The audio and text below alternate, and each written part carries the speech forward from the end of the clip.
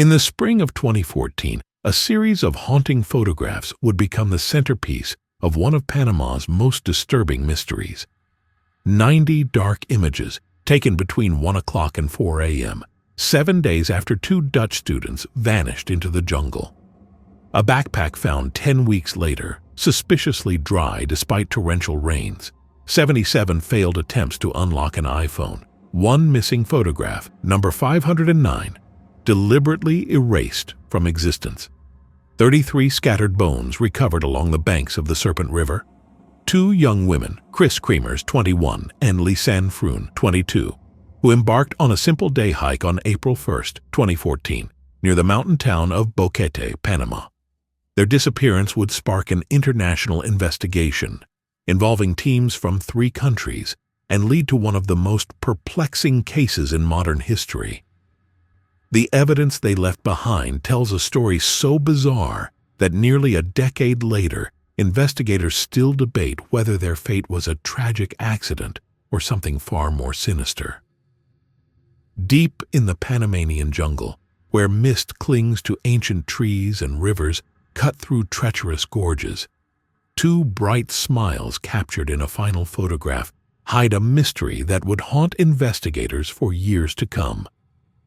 This is the story of Kris Kremers and Lisanne Froon, 2 Dutch students whose dream vacation became one of the most perplexing disappearances in modern history.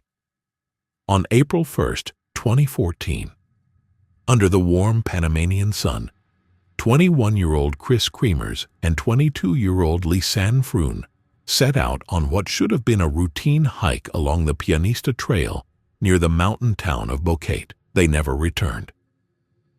But this isn't just another story of hikers lost in the wilderness. The evidence left behind, a camera filled with mysterious photographs, desperate phone calls that never connected, and scattered remains that seemed to defy natural explanation, would lead investigators down a dark path of questions that remain unanswered to this day. These weren't inexperienced travelers taking unnecessary risks. Kris and Lisanne were well-prepared young women who had spent months planning their trip to Panama. They had arrived in the country on March 15th, filled with excitement about their upcoming adventure. Their plan was simple: spend 6 weeks volunteering with local children, learn Spanish, and explore the beautiful mountain region around Boquete.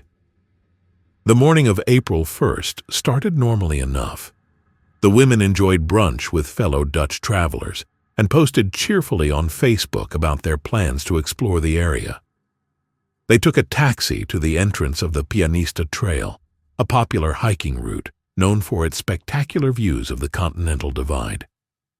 The taxi driver would later recall dropping them off around mid-morning, though the timestamps on their camera would tell a different story. They carried a small backpack containing the basics: water, a camera, their phones, and some cash. Their clothing, tank tops and shorts, suggested they planned for a short day hike, nothing more. What they couldn't have known was that these simple belongings would later become crucial pieces of evidence in a baffling investigation. The first photos from that day show 2 young women enjoying their adventure. Kris, with her distinctive blonde hair, walks ahead on the trail while Lisanne, the taller of the 2, takes pictures of the stunning landscape. They reached the summit around 1 p.m., marking their achievement with selfies at the lookout point known as El Mirador. These would be the last normal photos taken on their camera. Then something went terribly wrong. At 4:39 p.m., just hours after those smiling summit photos, Kris's iPhone shows an attempted call to 112, the Dutch emergency number. 1 minute later, another call was made to 911. Neither call connected. Over the next 11 days, their phones would document a series of increasingly desperate attempts to reach emergency services, creating a digital breadcrumb trail that would only deepen the mystery. What happened in those crucial hours between the summit photos and the first emergency call? This is where the trail goes cold, and the questions begin to multiply. 10 weeks later, a local woman made a discovery that would shock investigators.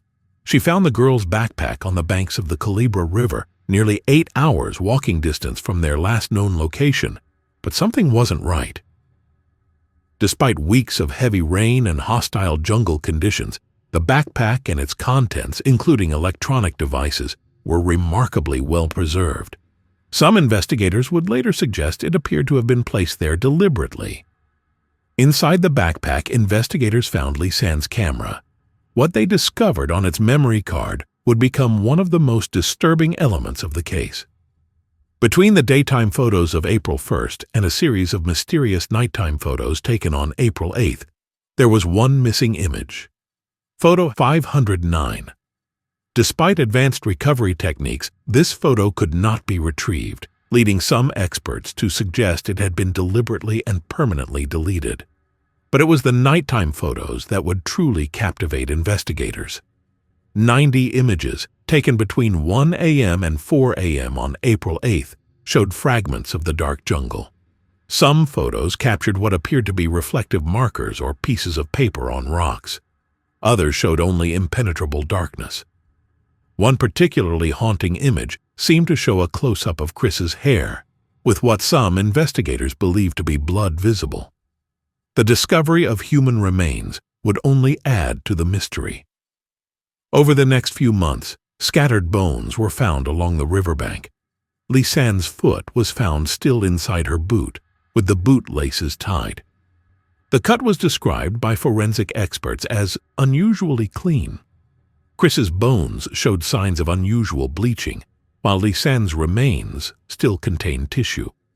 These inconsistencies would lead some investigators to question whether the women had died from a simple hiking accident. The official investigation concluded that the women had gotten lost and likely fell from one of the area's treacherous cable bridges. But many questions remained unanswered. Why were their remains scattered over such a large area? How did their backpack remain in such good condition? What happened to the missing photo number 509? And perhaps most puzzling of all, why did someone make 77 attempts to access Kris's iPhone with an incorrect PIN code between April 7th and 10th?